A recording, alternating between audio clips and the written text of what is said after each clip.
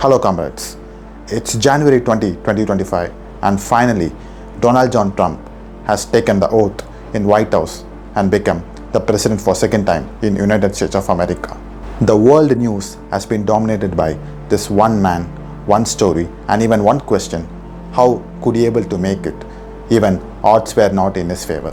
Now, starting from building a billion-dollar business till becoming the president of the world's most powerful nation, his story consists of a strong reliance, unwavering ambition, and more importantly, a strong and undetermined potential. Well, just think about this. How could someone go from being a bankrupt to become a billionaire and have net worth of around $6.1 billion as of Jan 2025? How could a person be a Hall of Fame from gossiping headlines? How could a person reclaim the world's most powerful offices from the global controversies? Absolutely, it's all due to his fearless vision and unbreakable confidence in his goals. Well, ask yourself one question: what would you do if the whole world judges you? And for Donald Trump, the answer is very simple: just prove them wrong. Because his journey teaches us the most powerful lesson. Now, while most of the people think that success is all about money and fame, for Donald Trump, it's absolutely not. For him, more important thing is the belief and faith.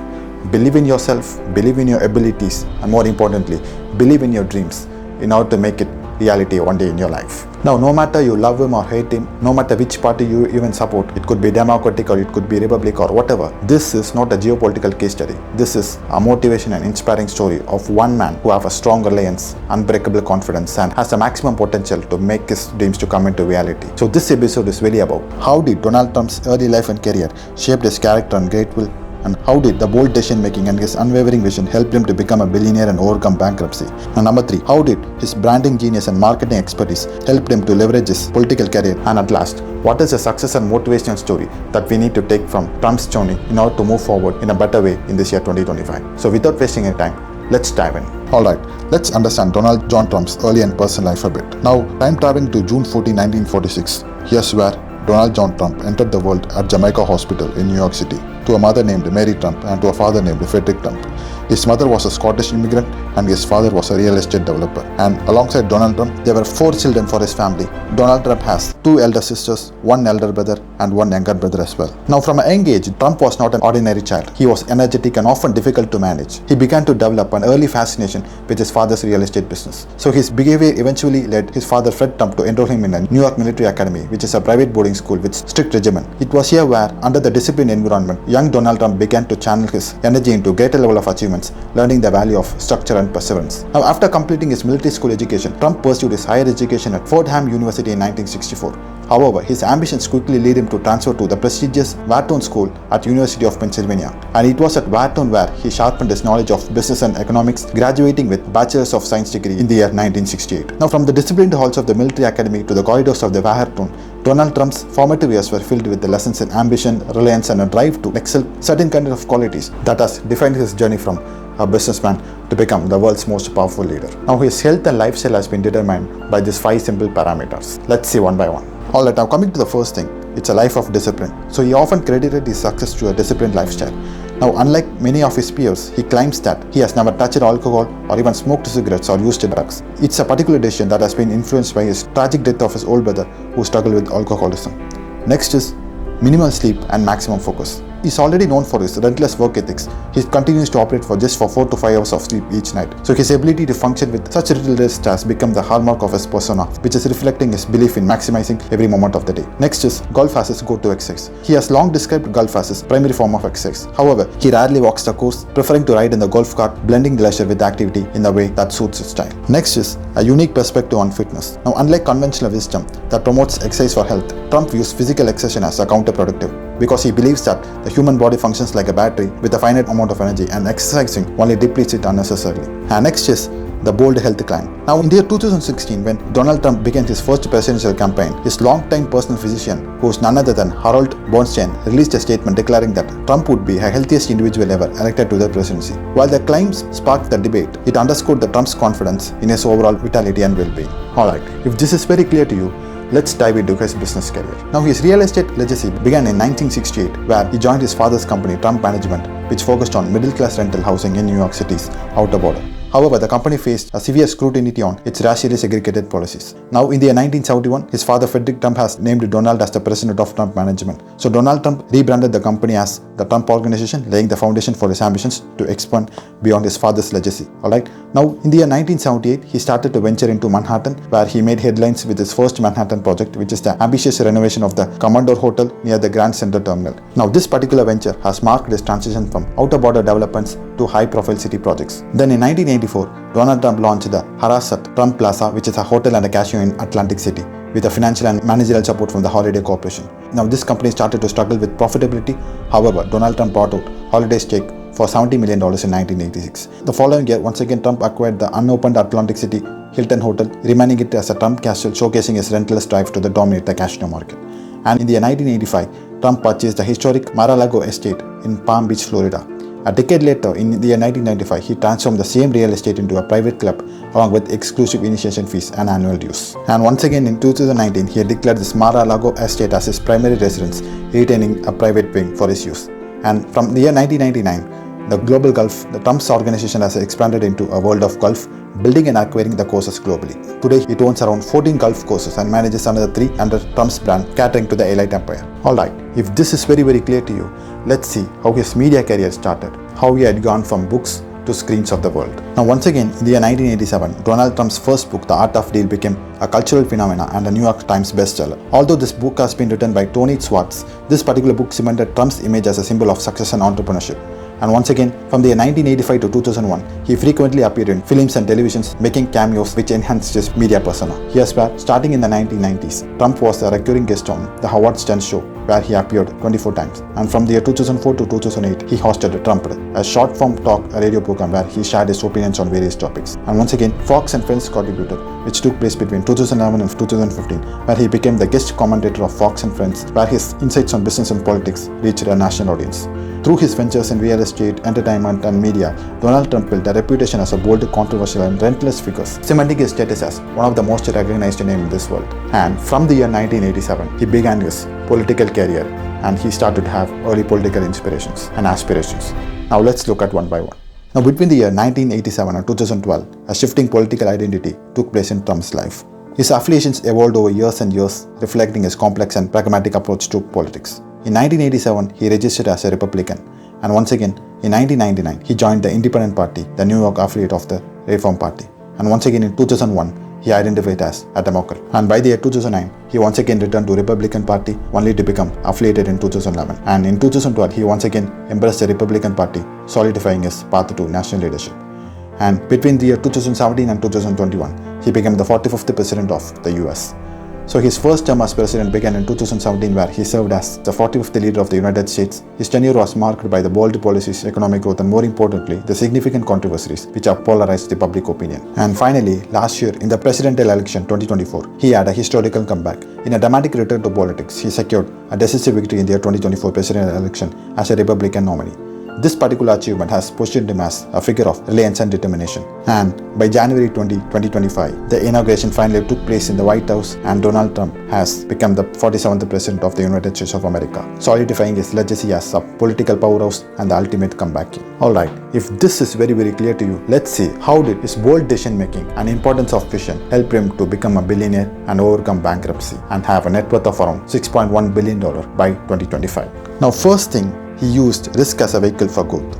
Now, going back to 1970s, he set his sights on Manhattan, where the heart of opportunity beat loudest in real estate. At that time, his family businesses operated mainly in outer borders, managing the middle-class rental housing. But Trump always had a different vision, a grand one which involved transforming the skyline of the New York City. His first major gamble came in form of Commodore Hotel. The property was an eyesore, a crumbling relic near the Grand Central Terminal. While majority of them saw it as useless, Trump saw them as a potential. Here's where he secured a great deal, securing the tax abundance from the city and financing from major banks. This wasn't just a business, it was a test of his ability to negotiate at higher levels. Also, the stakes were high, even the risks were higher. If he would have failed, it would have definitely crippled his budding career. But here's where Trump's boldness paid off. The property reopened as a Grand Hyatt Hotel in 1980, a gleaming symbol of luxury that once again revitalized its surrounding neighborhood. This particular venture taught him an invaluable lesson. High rewards come to those who embrace calculated risk. And it was a turning point, marking the moment where he transformed from a local real estate developer to a national name. Next is reliance and adaptability. Now in the early 1990s, Trump empire faced its greatest challenge. Over-leveraged and drowning in debt, Trump's business were crumbling. His flagship property, the Trump Taj Mahal casino in Atlantic City, had become the victim for the greatest struggles. The lavish casino, described by Trump as the eighth wonder of the world, had cost a fortune to build and was failing to generate enough revenue. Bankruptcy seems to be inevitable, but Trump wasn't one to concede this particular defeat. Instead, he took a hands-on approach, negotiating directly with banks and creditors. He managed to restructure the billions of dollars of debt, convincing the lenders that keeping his brand alive was in one of the best interests. During this particular period, he often said that sometimes we were losing the battle, we could even find a new way to win the war. Trump's ability to rebound wasn't about the financial maneuverings, it was all about the adaptability. As the real estate market became volatile, he diversified his interest, moving to licensing deals and branding. Projects like Trump Tower in Manhattan and licensing his name for international developments helped him to sustain his empire during turbulent times. His reliance turned what could have been a career-ending setback into a platform for reinvention. And coming to number 3, it's diversification and financial leverage. Once again in early 1990s, Trump understood that the reliance on single industry was vulnerability. His ventures began to reflect a strategy of diversification. Once again in 1985, he acquired Mar-a-Lago, a sprawling real estate in Palm Beach, Florida, which we once again saw in the previous part of the episode. Initially, he purchased as a personal residence. Later, he saw it as an opportunity to turn it into a private club. This decision blended exclusivity with recurring income and established Mar-a-Lago as one of the most powerful talked projects in the country. And at the same time, he began to invest heavily on entertainment. The Apprentice, which debuted in 2004, wasn't just a TV show, it was a cultural phenomenon. His catchphrase, "You are fired," became the part of the national lexicon and the slow bolstered his brand as a successful tycoon.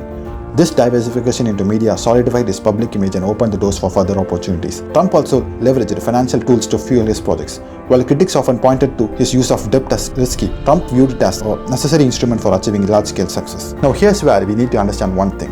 His strategy was very clear. Borrow big, deliver big. Now this particular approach allowed him to undertake ambitious projects while minimizing the personal financial exposure. Alright, if this is very clear to you, let's see how his branding genius and marketing expertise helped him to leverage his political career in later stages of his life. Now after all big allegations and even after arrest warrants and murder threats, and do you even wonder how on earth did Donald John Trump has developed the greatest charisma and leadership persistence in politics and finally become the president for the second time in the United States, which is the most powerful nation of the world. Now here's where he used SAP strategy: sentimental analysis, amplification, and promise of proposition. Alright, coming to first thing, the sentimental analysis. Here's where Donald Trump's campaign capitalized on identifying 3 most significant sentiments among the American population. First thing is government's reckless war spending, where he highlighted the $175 billion which has been spent on Russia-Ukraine war, contrasting it with domestic struggles. It also drew attention to poverty statistics, where nearly 40 million Americans facing hardships, lacking proper food and shelter. This also leveraged to emphasize the disconnect between the government's priorities and public needs. And number 2, the failure and frustration of Biden's administration. Here's where he focused on public dissatisfaction with policies that perceived as ineffective. He also criticized Biden's handling of economic challenges, inflation, and international conflicts. And next is drug and unemployment problems. He also stressed the impact of illegal immigration on drug trafficking and unemployment rates. And he also amplified the public fears of job loss due to the outsourcing and inadequate border control. By means of addressing these sentiments, the campaign resonated with voters who felt neglected, thereby securing a strong emotional connection. Alright, let's see about amplification. Now here's where Donald Trump used various communication tools to amplify his message among the wider audience of the United States of America. Now coming to the first thing, it's speeches, tweets, and press releases, where he delivered bold and assertive statements in order to grab public attention. He also utilized Twitter to directly engage with followers, bypassing the traditional media filters, and also gave frequent press releases to keep the campaign message in the news cycle. Number 2, slogans. He always used to tell one simple thing in common: "We will make America great again, proud again, and safe again," which encapsulated the campaign's core themes. These slogans were short, memorable, and emotionally charged, making them easy for voters to rally behind. Next is outsider siege strategy. Here's where he inspired by various figures like Adolf Hitler, even Julius Caesar, and Napoleon Bonaparte. Here's the 3 components of the outsider siege strategy. First thing is defining values. Here's where Donald Trump clearly articulated what he stood for. Example, strong borders and economic growth. Number 2, identifying an enemy. So here's where he positioned the opposing party and elite structures as a powerful but oppressive force. Then he portrayed himself as a savior. He cast himself as an outsider, challenging the establishment for the welfare of the people. By means of framing the election as a battle of people versus elites, Trump solidified his position as the champion of disenfranchised person. Now, by means of framing the election as a battle of the people versus elites, here's where Trump solidified his position as a champion in the election 2024. Next is promise of proposition. Here's where the campaigns made specific, actionable promises of for a better tomorrow. First thing is preventing illegal immigration. Here's where he emphasized plans to curb immigration from Mexico and groups like Hamas, portraying them as a threat to national security. He also promised to provide strict border control and more robust immigration policies. Next is bringing the jobs back. He also advocated for reducing reliance on outsourcing and revitalizing domestic industries. Also, he highlighted the plans for welcome companies to manufacture in America, especially in many number of sectors that are dominated by China. Number 3 is challenging China. Here's where he proposed building self-reliant manufacturing units to reduce dependency on Chinese imports, and also framed this as a move to strengthen national security and economy. Next is stopping the reckless war spending. Here's where he criticized Biden's administration focus on international conflicts like Russia-Ukraine war and Israel-Palestine war as well. Here's where once again he promised to redirect funds towards domestic programs addressing the poverty and infrastructure development. And what is the outcome? It's very simple. His strategy earned him a dedicated base of supporters who admired his unapologetic stance. His bold promises and willingness to take controversial decisions reinforced his image as a strong leader. Ultimately, these efforts have helped him to win the presidency election once again by means of capitalizing on public sentiments, amplifying the message effectively, and more importantly, making the promises which have aligned with his voters' priorities. Alright, by means of addressing the current frustrations and future aspirations, this particular approach highlights the power of the SAP strategy in shaping the public opinion and driving the electoral success. Alright, if this is very clear to you, let's move to the last part of the episode. What are the success stories that you need to learn from Trump's journey? Coming to number 1, believe in yourself and your vision. Here's where Trump's confidence in his abilities and vision has become the cornerstone of his success. Believing in oneself even when faced with criticism or doubt is essential for turning your dreams into reality. Number 2, reliance is a key for a long-term success. Now, while Trump's journey from a challenging election loss to a victorious comeback in 2024 underscores the power of reliance, facing criticism, legal battles, and more importantly, the political obstacles, he stayed focused on his goals, showing that the perseverance can overcome adversity. Number 3, leverage, branding, and publicity. Here's where Trump's strong personal brand has been a key factor for his success, where he understood the power of media and used it effectively in order to promote ventures, also building and maintaining a consistent personal and professional brand which could open doors for new opportunities. And at last, number 4, being adaptive and innovative. Now, starting his career from real estate to reality TV shows and politics, Trump has adapted to changing circumstances and embracing new challenges. This ability to innovate and pivot in responses to evolving markets of personal interest is so crucial for the long-term success. Alright, so thank you for watching this video. So hope you have enjoyed it. Hope you have learned the valuable success and motivation stories. And for more such things, make sure to subscribe and click on the bell icon. Right? See you in the next video. Bye-bye.